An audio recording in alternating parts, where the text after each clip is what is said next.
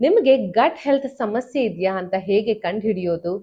Gut health ತೊಂದರೆ ಇರೋರಿಗೆ ಹಲವಾರು ಸಿಂಪ್ಟಮ್ಸ್ಗಳು ಕಾಣಿಸುತ್ತೆ. ಮೊದಲನೇದಾಗಿ ನಿಮ್ಮ ಜೀರ್ಣಶಕ್ತಿ ಕಡಿಮೆ ಆಗಿರುತ್ತೆ, ಅದರಿಂದ ಅಜೀರ್ಣತೆ ಆಗಿರಬಹುದು ಅಥವಾ ತೇಗ್ ಬರುವಂಥದ್ದು, ಹೊಟ್ಟೆ ಉಬ್ರ ಬರುವಂಥದ್ದು, ವಾಂತಿ ಬರುವಂಥದ್ದು ಅಥವಾ ಲೂಸ್ ಮೋಷನ್ ಆಗಿರ್ಬೋದು, ಮಲಬದ್ಧತೆ ಆಗಿರ್ಬೋದು, ಎದೆಯಲ್ಲಿ ಉರಿ ಬರುವಂಥದ್ದು, ಇದೆಲ್ಲ ಕೂಡ ನಮ್ಮ ಜೀರ್ಣಶಕ್ತಿಗೆ ಸಂಬಂಧಪಟ್ಟಿರುವ ಸಿಂಪ್ಟಮ್ಸ್ಗಳು.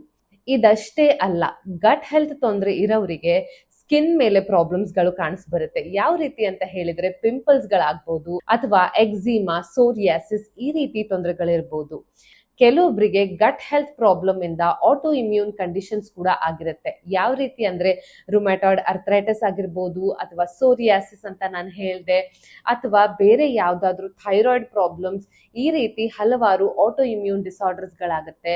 ಇನ್ನು ಕೆಲವೊಬ್ಬರಿಗೆ IBS ಇರ್ಬೋದು ಅಥವಾ IBD ಅಂತ ಹೇಳ್ತೀವಿ, ಇನ್ಫ್ಲಮೇಟರಿ ಬವಲ್ ಡಿಸೀಸ್ ಅಂತ, ಈ ರೀತಿ ಸಮಸ್ಯೆಗಳು ಕೂಡ ಇರುತ್ತೆ. ಅದಲ್ಲದೆ ನಮ್ಮ ಗಟ್ ನಮ್ಮ ಮೂಡ್ ಮೇಲೆ ಕೂಡ ಪ್ರಭಾವ ಬೀರುತ್ತೆ. ಅದಕ್ಕಾಗಿ ನಮಗೆ ಡಿಪ್ರೆಷನ್, ಆಂಗ್ಸೈಟಿ ಅಥವಾ ಇಡೀ ದಿನ ಸುಸ್ತಾಗಿರುವುದು, ಲೋ ಎನರ್ಜಿ ಫೀಲ್ ಆಗುವಂಥದ್ದು, ಇದೆಲ್ಲ ಕೂಡ ಕಾಣಿಸ್ಬರ್ಬೋದು. ಅದಕ್ಕೆ ನಿಮ್ಮ ಗಟ್ ಹೆಲ್ತ್ ನ ಇಂಪ್ರೂವ್ ಮಾಡ್ಕೊಳ್ಳೋದು ತುಂಬಾ ಅವಶ್ಯಕ.